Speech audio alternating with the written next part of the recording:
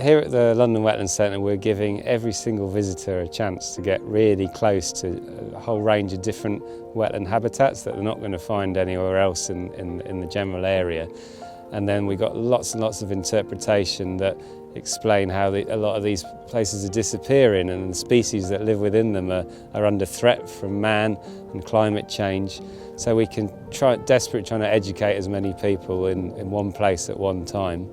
And in the London context, we're very much a sort of oasis of biodiversity here. Well, Londoners can do an awful lot for conservation in their area, even in their back gardens, by creating ponds for amphibians and things like that, doing as much recycling as they can of their waste, and really using the green spaces that they've got as much as they can, otherwise they'll start to disappear.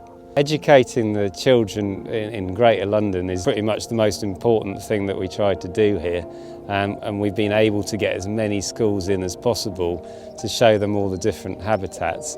While they're here, we can give them as much information as possible, which then they can take back to their families and encourage them to come here for visits. But we can tell them about a range of things they're not going to see anywhere else, like the bat communities we've got here, the rare plants, all the rare breeding birds. So it's just vital that we're able to keep bringing these children in and giving them a bit of a start in life so they know, why wetlands are so important. My own view is that, yes, I think London is a green city. The one concern I have is if you look along the Thames at the number of housing developments and very little greenery within those developments, I think it's a struggle. But I think we're lucky out here having London Wetlands Centre because we already created a big space for people to come to.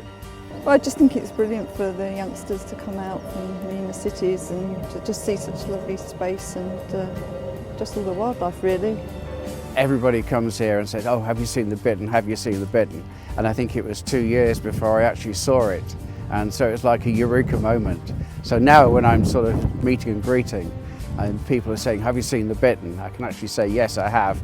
But also, I make sure that the people I do speak to actually get to see it as well.